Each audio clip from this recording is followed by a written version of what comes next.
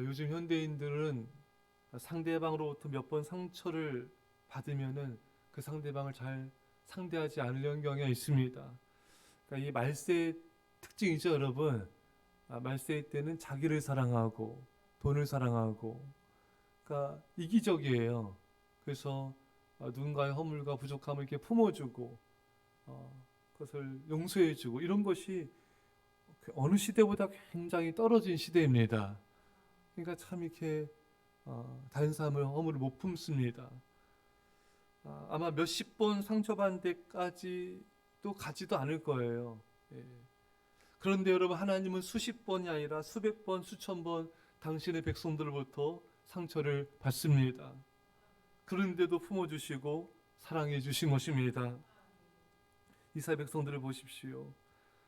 끝없이 원망불평합니다. 배은망덕한 모습을 보이죠. 끝없이 거역하고 또 불순종하고 우상 숭배하고 영적 간음을 행하는 것입니다.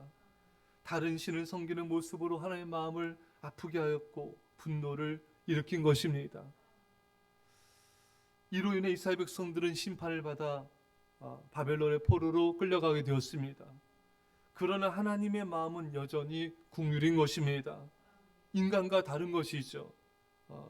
하나님의 마음은 징벌을 행하실지라도 심판을 행하실지라도 그 마음의 중심은 긍휼이고 사랑인 것입니다. 오늘 보면 하나님께서 말씀하십니다. 포로에게 이와 같이 말씀하시더라. 하나님은 포로된 이스라엘 백성들에게 말씀하여 주십니다.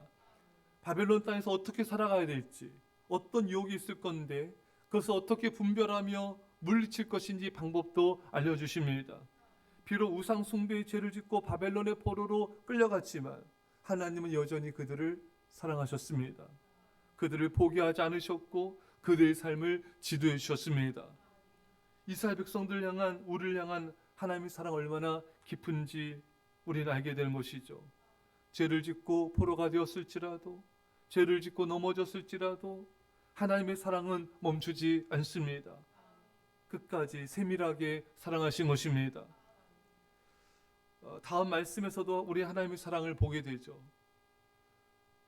5절 6절입니다. 시작. 너희는 집을 짓고 거기에 살며 텃밭을 만들고 그 열매를 먹어라. 아내를 맞아여 자녀를 낳으며 너희 아들이 아내를 맞아여 너희 딸이 남편을 맞아 그들도 자녀를 낳게 하여 너희가 거기에서 번성하고 주들지 아니하게 하라. 아멘. 전쟁으로 인해서 포로로 끌려갔고, 여러분, 전쟁 포로의 삶은 척박하고 정말 힘듭니다. 이스라엘 백성들은 그야말로 밑바닥에 처해 있습니다.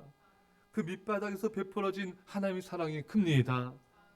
집을 지어라, 텃밭을 만들어라, 열매를 먹어라, 결혼해서 자녀를 낳고 살아라. 바벨론에서 집도 주시고 텃밭도 주시고 열매도 주시고 가정도 주시고, 죄로 인해 밑바닥에 처했을지라도 하나님은 백성들을 사랑하셨던 것입니다. 죄로 인해 징벌을 내리시기도 하시고 심판을 내리기도 하시지만 이토록 자비와 긍휼을 베푸신 것입니다. 우리에게도 마찬가지죠. 우리의 행위를 보면요, 우리는 죄투성이지 않습니까?